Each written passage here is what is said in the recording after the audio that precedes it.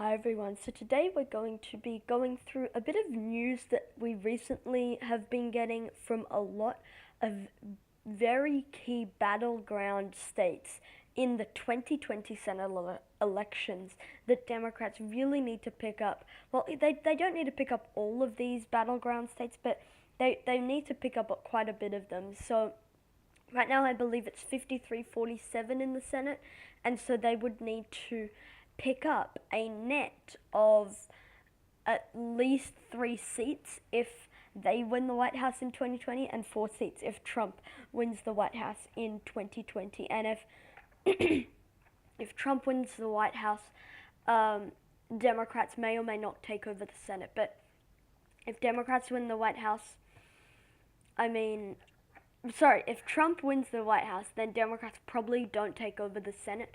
Whereas if Democrats win the White House, I would say it's pretty even chance. So, the news is that Democrats are passing on some key 2020 Senate races in the following states: Georgia, Iowa, Texas, Colorado, and Montana. Now, some of these are long shots anyway, but some of these, like Colorado, really had a really good possibility, but now that Democrat is not running, but Democrats still have a possibility. But in some other states, Democrats had really good chances, and now that's kind of faded away in those states. So firstly, in the state of Georgia, this Stacey Abrams was rumored to run in the Senate race against David Perdue, who's the incumbent Republican there. So Stacey Abrams, it's being reported that she's not running for the Senate race, and it looks likely she will run for president. David Perdue is considered a vulnerable Republican, and with the right candidate like Stacey Abrams, he stands an excellent chance of losing. But given Stacey Abrams is not running for Senate, it looks more likely that Perdue will see re-election. So Georgia, I see now. By the way, at the end, we're going to go through an updated 2020 Senate map. If we go to the end, their overall thing there. So Georgia, Stacey Abrams looks like she won't run for the Senate. David Perdue, definitely good for him that Abrams is not running. Now, in the state of Iowa, Cindy Axne, or however you pronounce her name, Cindy whatever, recently won a congressional seat in Iowa in 2018. That's Iowa 3, I believe. Or Iowa 1. No, it's Iowa 3. Iowa 3. Trump won her district by about 3%, and then Axne won by about 3%. But for this reason, Democrats want her to run for the Senate, but she ruled this out over the last week. Now, she would have been running against incumbent GOP Senator Joni Ernst. Joni Ernst won narrowly in the red wave year of 2014. She's considered a vulnerable Republican because Democrats won 3 for 4 in the congressional races and came very close to getting 4 for 4 in those 2018 congressional races. However, if we look at the GOP candidate, who was Kim Reynolds, in the governor's race, she won over Democrat Fred Hubbell in that Iowa governor's race. But I still think that if the Democrat here had won, they would have stand an excellent chance of taking down Republican incumbent Joni Ernst. But now that that's not happening, Joni Ernst seems like she might have a slightly easier time going at her re-election. So next up is the state of Texas. So Joaquin Castro was rumored to be running against Republican Senator John Cornyn.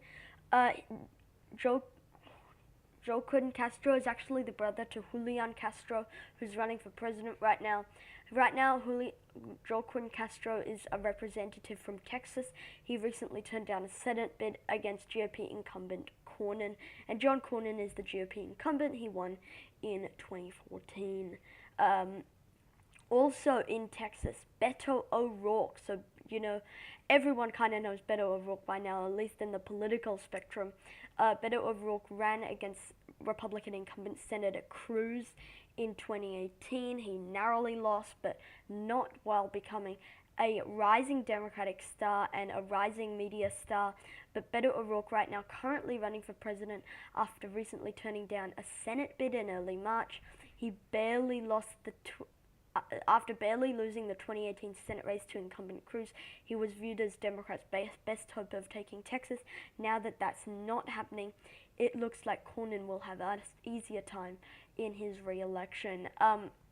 In the state of Colorado. Now, this is one of the states where even without the Democrat who's now not running, Democrats still have an excellent chance of taking the state. However, Democrats really just wanted to secure it with someone they know that has won statewide elections in the past, like Mr. Hickenlooper. But yeah, that's not happening. So John Hickenlooper is also running for president. This means he has turned down a Senate bid. Now, with that, John Hickenlooper hasn't ruled out a Senate bid. I mean, right now his presidential campaign is tanking. So I guess after the first few debates, he might drop out and then run for Senate. But I mean, if he wants to run for Senate, he needs to drop out relatively quickly of the presidential race. Even though other Democrats could take down Gardner, the party wanted someone they know can win, like Hickenlooper. Cory Gardner won narrowly in the 2014 red wave. He's considered the most vulnerable Republican in 2020. Democrats have high hopes for this race, and it's kind of viewed as a safe bet that Democrats would take down Mr. Gardner. In the state of Montana, Steve Bullock, even though he hasn't officially ruled out a Senate race against Steve Daines, it looks very likely that he will in fact run for president. This comes as he is pretty much Democrats' only hope of taking down Republican incumbent Steve Daines. Steve Daines is not considered very vulnerable, but when it seemed that Bullock would enter the Senate race, it would have been very competitive. But now that Bullock seems like he's going to jump into the presidential race, he looks less easy prey for the Democrats. So, yes, so overall, we can just run through all of the states here. So Georgia, Stacey Abrams turned down a bid against David Perdue. Iowa, Cindy Axe turned down a bid against Joni Ernst. Joaquin Castro turned down a bid against John Cornyn in Texas. Beto O'Rourke also turned down a bid against Cornyn in Texas. Hickenlooper turned down a bid against incumbent Republican Gardner in Colorado. And Bullock turned down a race against Steve Daines. Now, overall, Democrats' 2020 Senate hopes just took a big hit over the past month or so. So now let's go and do an updated 2020 Senate prediction with this in mind. So, is this it? Oh, this one's it.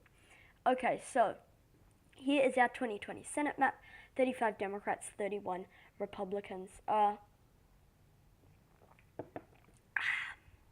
Okay, so let's go through the states that we already know are going to go Democratic. So Oregon in the Democratic column, New Mexico in the Democratic column, Illinois, Massachusetts, Rhode Island, New Jersey, and Delaware all move into the Democratic column. In the state of Maine, that one is interesting. I'm going to come back to that. Same thing in New Hampshire. So right now, Democrats are at 42 seats. So they need to find another group of seats that might put them within striking distance. So what I see, this is what I would consider the safe bets for the Democrats. Now, what I would consider likely bets for the Democrats is this next group. Michigan, Minnesota, New Hampshire. Actually, take out Michigan. So it's Minnesota, New Hampshire, Virginia, and Colorado. I all see moving into the likely Democratic column for the Democratic Party. So that puts them very close at 46 Democratic seats. They need five more to guarantee control of the Senate in 2020. Now, as for the Republicans, I see them taking Alaska, easy. Wyoming, easy. Idaho, easy. Montana, I'll come back to. South Dakota, easily. Nebraska, easily. Oklahoma, easy win. Arkansas with Cotton. Louisiana with what's his name? Why can't I remember his name? Maryland, Bill Cassidy in Louisiana. Mississippi, Cindy Hyde-Smith, even though I'll put that in the likely column because, Hyde-Smith isn't a very good candidate at all, but I still think it'll go to the Republicans at the end of the day. Lindsey Graham in South Carolina wins easy. Tennessee with Lamar Alexandra, easy win. Actually, Alexandra isn't running for re-election, but I still think it's a win easy. West Virginia with Shelley Moore Capito. This one, I see if Richard Ojeda, who ran in the 3rd Congressional District in that state, I see if he runs, I see it coming right down to the wire, but still at the end of the day, I could see it going narrowly to Moore Capito. But for the time being, I'm going to put that in the likely GOP column. So right now we're at 46 Democrats and we're at 43 Republicans. So a lot of these states, as you can see, we did go over. We went over Colorado, Montana, Texas, Iowa, and Georgia, and a lot of these are swing states, but some of them aren't. So not all, and one thing I should point out is that Republicans have not 100% convinced John James to run against Gary Peters in Michigan. They haven't found someone to run against Jean Shaheen in New Hampshire. So it's kind of on both sides. But on this particular one, I really think the Democrats have not done a great job at recruiting Senate candidates. But 43 Republicans. What else can we give over to the Republicans? So with Montana, I see this one moving into the likely GOP column now that Steve Daines is not running for that Senate race, so I would see that one moving into the likely GOP column. In the state of Iowa, I did have this one going to the Democrats, but now that Cindy Axe is not running, I see it moving into the leaning GOP column. In Georgia, that one also moves into the leaning GOP column because Abrams is not running for that race. So right now we're evened out at 46 Republicans, 46 Democrats. Texas, I see that one moving into the likely GOP column just because Democrats have not found a good candidate to run against John Cornyn yet. So 47 Republicans, 46 Democrats. Where can the Republicans expand their lead even more? They can expand it in the state of Kentucky with Mitch McConnell. Now, Mitch McConnell is very unpopular. However, at the end of the day, he's always been unpopular almost every single time he's run, and he's always won. There was a lot of talk with Alison Lundgren Grimes in 2014, it now seems. And then Mitch McConnell absolutely blew her out of the water. Amy McGrath, she might run, but again, I don't think it's enough. Mitch McConnell, I see narrowly winning that Senate race in the state of Kentucky. So 48 Republicans, 46 Democrats. We have a few more states left to go through. At the end of the day, look, I see Arizona moving into the Democratic column. I don't think that would be very difficult for them to do it. Martha McSally already lost the Senate race, a statewide election there. So I think it wouldn't be all that hard to get Mark Kelly, for example, I know is running. There's a few other folks that are running down in Arizona, but Arizona I see moving into the leaning Democratic column. In the state of Michigan, that one also moves into the leaning Democratic column. Gary Peters, not the most popular, not the best candidate for the Democrats to run, but at the end of the day, I think it's going to be enough to get Peters over the line in a state like Michigan.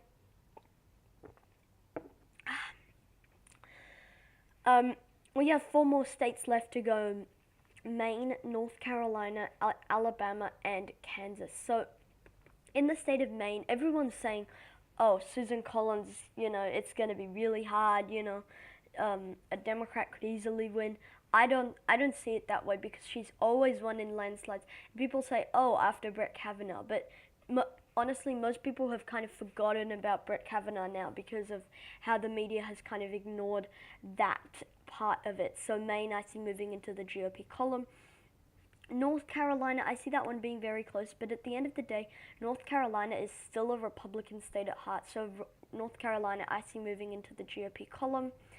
Kansas and Alabama, I see being quite close, but Alabama less close than Kansas. Alabama, I see moving into the leaning GOP column.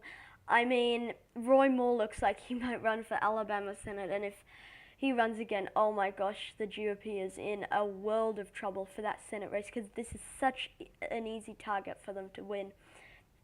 State of Kansas, I see that one being very close, but at the end of the day, I see the Republicans narrowly holding on. So at the end of the day, when it's all said and done, Democrats pick up Arizona and Colorado, and Republicans pick up Alabama. That's a net 1 gain for the Democrats. That's 48 Democrats and 52 Republicans. So that's it for today's video, guys. Thank you for watching this video. Comment down your suggestions below, and I'll see you all in the next one. Peace.